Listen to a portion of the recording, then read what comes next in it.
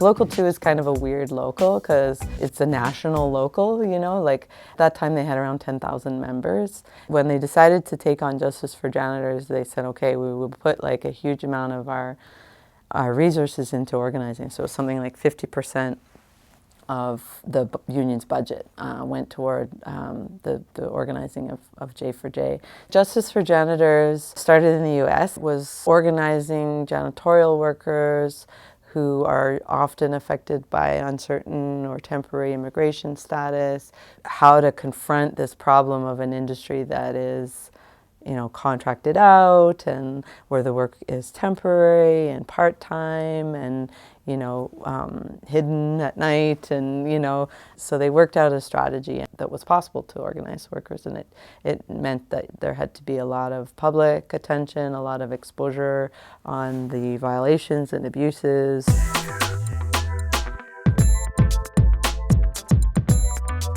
When I joined the university staff, the model was it was an educational institution, but somewhere along the line it became a company. Its model changed from education, in my view, to being run along business lines, very strict business lines. So they began contracting out services. Departments kept disappearing. The workforce in departments kept disappearing. People know when you contract out, the only money to be saved is from the workers' wages. Or every year we would see, they were constantly pushed at NASA. And they were building new buildings, were being built that would be entirely outsourced, would be entirely Be Clean workers only. So there was a group of the Filipino workers who had come as temporary foreign workers with Be Clean, and then it was something like 50% were Punjabi workers as well. So most of them were older. You know, they'd come as family class sponsors. You know, where their families had sponsored them, the grandparents. Then there was, you know, quite a lot of Somalis and other African immigrants, most of whom I would say came as refugees. So I had rented the top floor of Campus Towers, and that's where the out-of-town organizers were staying when they came in, which is right across the street from the U of A. Put up garbage bags, taped up the windows or whatever so they couldn't see all our, you know, lists and things that way. You know, sometimes we'd be waiting in parking lots and stuff at midnight too, as people were getting off work and talking to them there, but it was always a lot more, you know, comfortable to talk to people if they were talking. Especially with the Punjabi speaking, you know, workers whenever we went to their house, they always offered us tea and food, right? It was almost like, you know, automatic, even though we might have hit 3 other houses, you know, that, you know, within a 2-hour time frame or whatever, we were constantly drinking tea, you know. A lot of the houses we went to, because of those multi-generational families, there was at least 1 or 2 people that were part of a union already.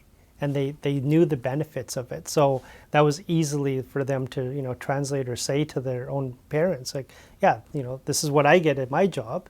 You know, I'm a nurse, so I get these benefits, blah, blah, you know, all that kind of stuff.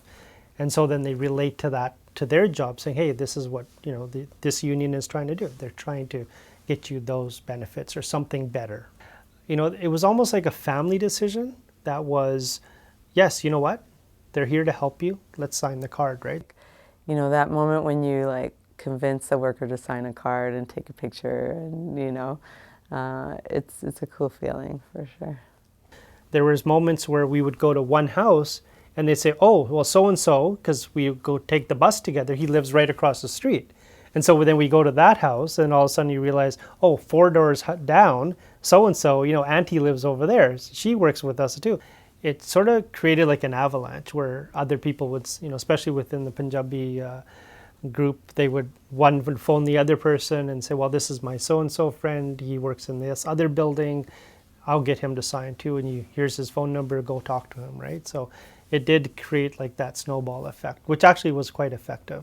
When we started the union, 100% of the workers are interested in joining the union. A good group of them actually were, either communist or socialists, or they did participate in a lot of strikes, right? So when we uttered the words union, right away they're like, oh, it brought back these memories, right? And it was continued, like literally a whole hour just talking about how they had to struggle themselves back home. And they fought, like hunger strikes themselves. And that was one thing that I remember is do we have to go on a hunger strike as well at the University of Alberta? And I said, no, we're not there yet. I don't think we need to do that. But it seemed to me like some of them were prepared. First, they work on the East Indian community. They said, this union will just get your money. If this union gets in, we will lose the contract with the UFA. You lost the job. Be Clean's objective is profits. And so is the university as in its new business model.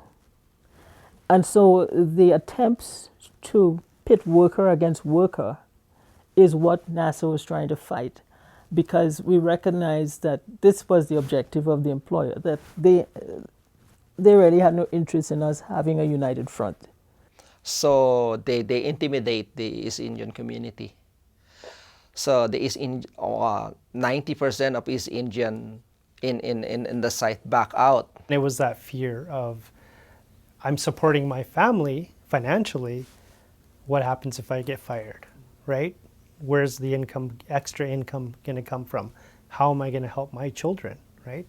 They send out all the supervisors, lead hands to look after us, to go after us. On my case, 2 managers and 2 supervisors, every night they come into my building, talk to me. If you really force, we heard that you guys wanted to have the union. If you really force it, we will report it to the head office and we will send you home. And like second week, got fired. He said, "Are you unionized, those people?" And I said, "No, I didn't unionize. They unionized themselves." And after my shift, he told me, "Put the key there and go home."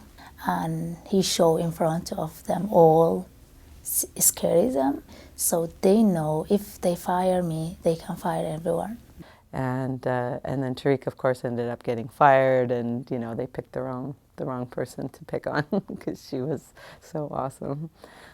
For me, it was really good point they fired me. I got a lot of time to go everywhere and every meeting because if you're at work, they make sure you don't have a chance to talk to people. But now I'm free. I'm outside. I can go anybody his home and do whatever I like it. But when the management started intimidating, 80% back out. On the first day of intimidation, the second day of intimidation, 10% back up. So we ended up 3 Filipinos and 5 African, so 8. We have more than 115 or 120 workers at the location.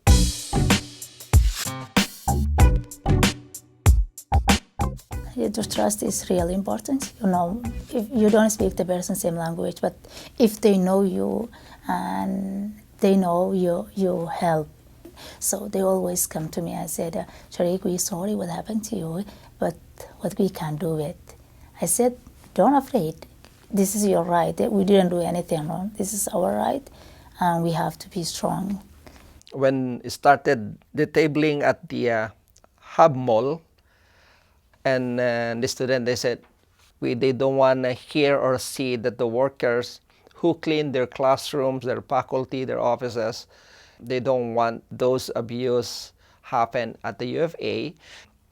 Yeah, they sign up because we on the tabling there's a petition.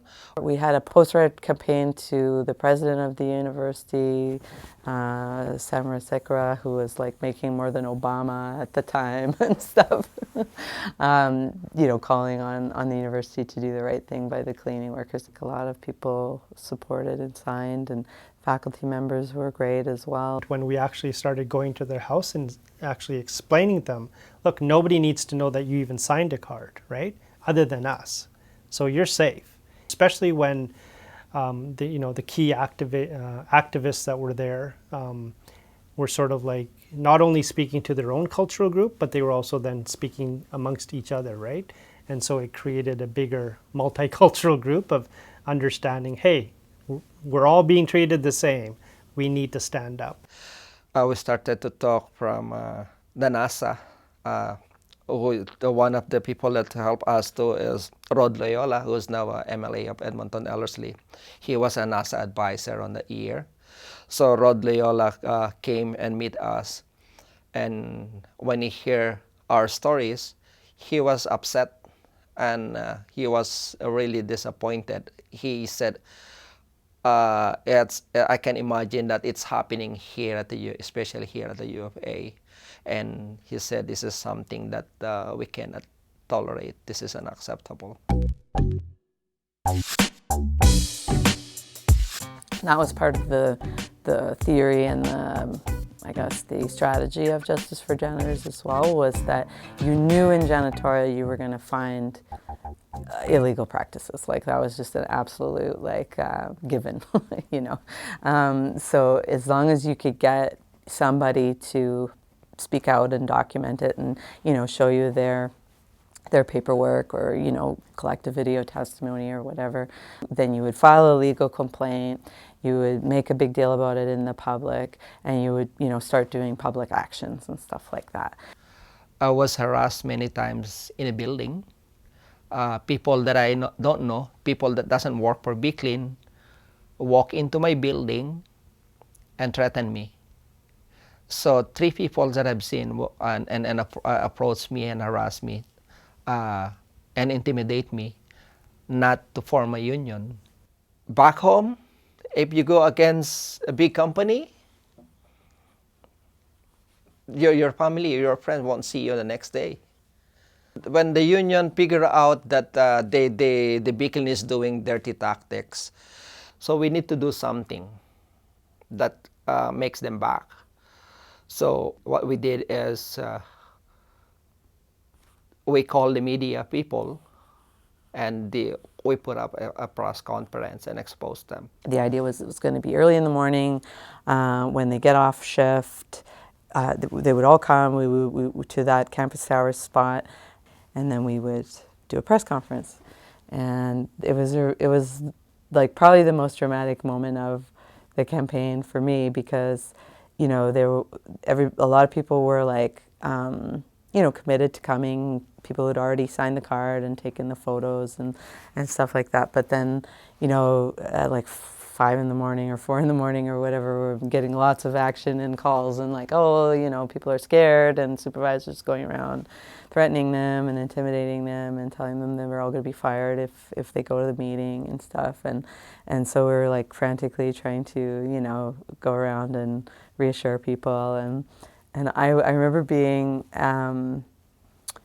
with Tariq and another Somali worker in my little car at the campus Saint-Jean. I had to pick them up because they couldn't just walk to the meeting. So, but there were 2 older Punjabi ladies who were like, "No, we're scared, we're not coming," and we, but Tariq's like yelling at them, "Just get in the car, it'll be fine, don't worry." And many are new to Canada. Some don't speak English, but each of these employees has one thing in common. They say their employer isn't treating them fairly. On October 1st, 5 workers came forward with allegations they weren't being paid overtime or were being threatened with deportation for complaining. Because I remember there was a younger youth member who, he actually came out to one of the news media things that we did, and he actually helped translate his questions. That was sort of one of those moments where when the media hit that within the cultural communities, I think that created a stir. It created a good stir, because it was like, what's really going on? How are these, workers actually being treated? And these these are not just workers, they're elders in the community. They're respected people from, their families, their community, and all of a sudden here they are working jobs where they're not being treated well. After we have the press conference, the University of Alberta, the students, everything, they study with us. So it's a scary experience, but after I've seen the support from the community, from politicians and the media, who really played big roles on exposing the irregularities at the work site. So it's been so effective. It's so effective that the BCLIN didn't say any comment. The BCLIN kept quiet for weeks, then apologized in radio, saying it was a misunderstanding. The company agreed to voluntarily recognize the unions.